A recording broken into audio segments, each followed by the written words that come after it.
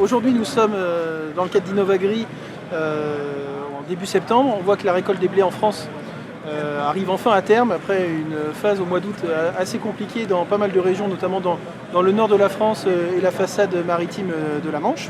Aujourd'hui, la récolte française est clairement, ça c'est une très bonne nouvelle, vraiment en hausse en termes de rendement. Une grosse production, nos analystes estiment aujourd'hui une récolte à plus de 38 millions de tonnes, donc c'est une très belle récolte. En revanche, en termes de qualité, cette année, à la différence des années passées, on revient dans un schéma qu'on a connu il y a une dizaine d'années, à savoir une qualité très hétérogène avec du très bon, notamment les premières récoltes sur la façade atlantique, dans certaines régions du centre.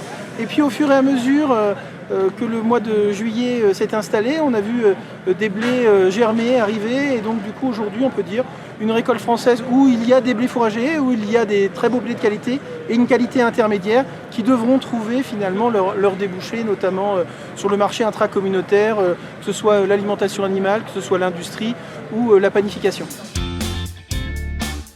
On se rend compte d'une chose, c'est que les rendements permettent heureusement de compenser en partie une baisse des prix, par contre de manière insuffisante. Pourquoi ? Parce que depuis maintenant 2 mois et demi, le marché a perdu 20% de sa valeur. Pourquoi ? Parce que cette belle récolte en France, on la retrouve aussi en Europe, et on la retrouve aussi chez nos compétiteurs de l'hémisphère nord, que sont la Russie, l'Ukraine et le Kazakhstan. Et on voit même qu'aux États-Unis, finalement, ça s'annonce plutôt mieux que prévu. Par conséquent, on voit un gros volume à disposition et une pression sur l'ensemble du marché de l'hémisphère nord.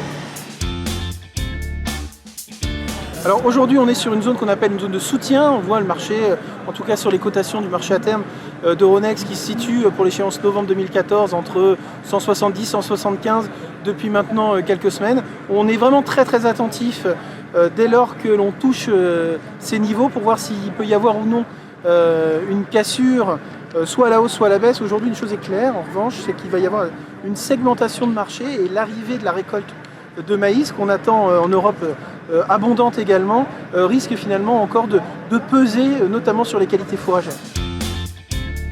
Aujourd'hui, la meilleure commercialisation, c'est finalement déjà d'avoir anticipé cette grosse récolte, avoir utilisé notamment les stratégies à base d'options qui ont quand même, je le vois pour rapport à nos clients exploitants agricoles, été un bon moyen de sécurisation du prix.